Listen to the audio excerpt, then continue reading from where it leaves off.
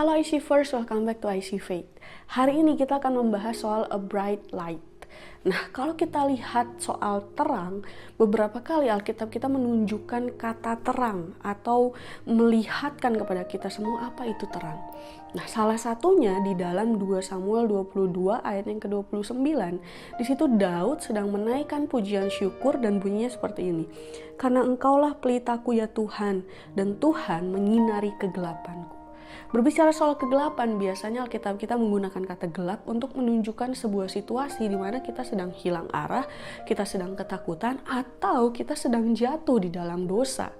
Nah, ketika Daud bilang sama kita semua bahwa Engkaulah pelitaku ya Tuhan, dia menunjukkan kepada kita semua bahwa ketika kita ada di dalam kegelapan, kehadiran Tuhan dalam hidup kita bukan saja memberikan terang, tapi Tuhanlah terang itu sendiri. Nah, biasanya kita berpikir bahwa ketika kita punya Tuhan berarti kita bisa melihat semua yang ada di sekitar kita. Kita tidak akan bingung, kita tidak akan takut, kita tidak akan hilang arah.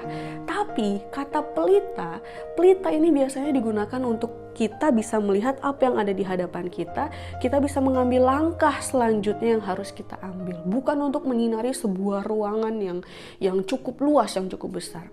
Oleh sebab itu, di sini Daud menunjukkan kepada kita semua bahwa jangan khawatir ketika kita berada di dalam kegelapan. Kenapa? Karena ketika kita punya Tuhan, kehadiran Tuhanlah yang akan menjadi petunjuk bagi kita semua.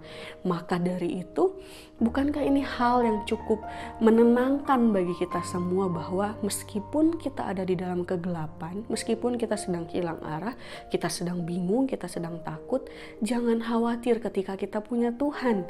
Karena di situ ada petunjuk, karena di situ ada terang, karena disitulah ketika kita bersama-sama dengan Tuhan, kita bisa melewatkan apa yang namanya kegelapan. Jadi, kalau kita sedang ada di dalam kegelapan, jangan lupa cari Tuhan, karena dialah yang dapat memberikan petunjuk bagi kita semua, supaya kita bisa keluar dari kegelapan kita semua. Tuhan Yesus memberkati.